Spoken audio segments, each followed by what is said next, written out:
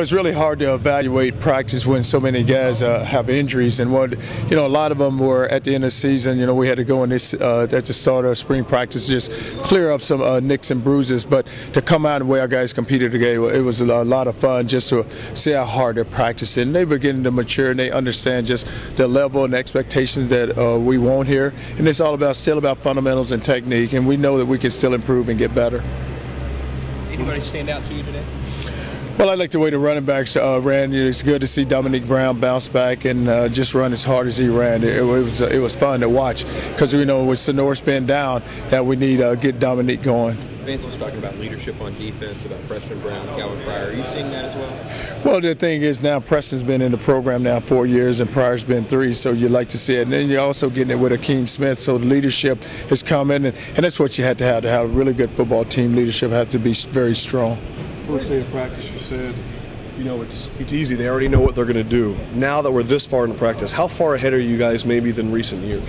Well, what you like right now with our practices is that just the tempo, and guys know what is expected. And so now it's not so much where you have to coach them to go run to the football. You still have to say it, but it's all about they understand. And now when you look at them, you say, hey, what happened, and they can tell you exactly what happened as far as fundamentals and technique. How excited are you to see Gerald Christensen on the field? Well, it's great, but with Gerald and with Robert Clark, and Gerald just give you another dimension at tight end, because the position last year where we took 2 of our defensive players and moved to tight end, and now with Gerald it gives us another body. Where's Devontae in comparison to where you thought he could be when you first got him, when he first got here? I mean, he really seems like he's ready to have a huge year at wide receiver.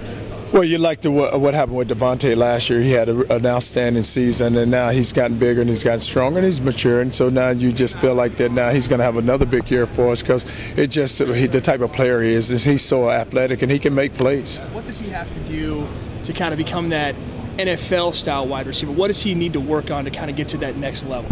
Well, you like to think that he's working every day to become that type of player, that NFL type of player. But if you look at Devontae, he needs to get stronger and just become a consistent player each down. The D-line is banged up right now. What are you learning about guys maybe for depth and for the future?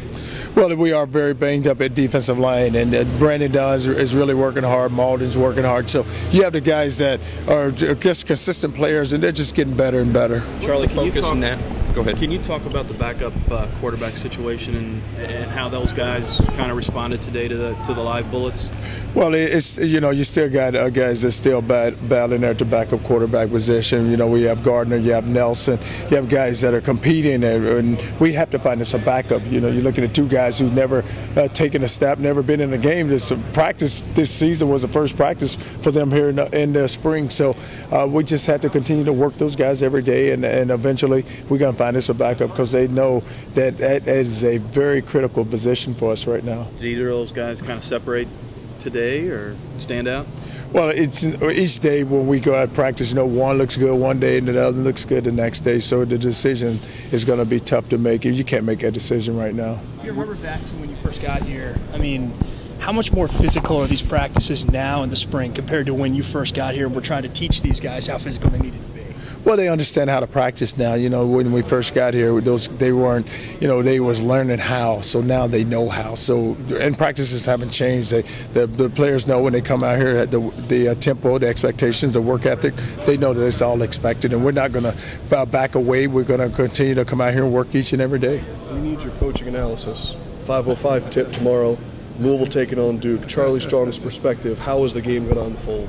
Well, you just like the way our basketball team is playing right now. They're just playing aggressive on defense, and they're making the shots, and their key players are stepping up, and they're playing as a team. That's what you really like. You look at Russ, you look at Siva, you look at Gorgie. They're all playing as a team, and I like our basketball team. And I say this, for us, we're going to go as far as they continue to play as well as they play on defense, and we have a really good chance. And I know that. We have an outstanding coach, and Coach Patino's doing an outstanding job of coaching.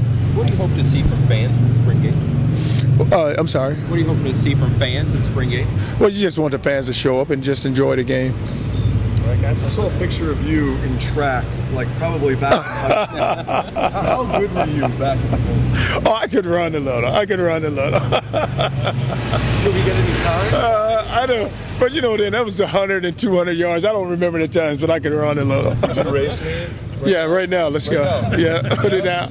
Charlie there, man. Come on.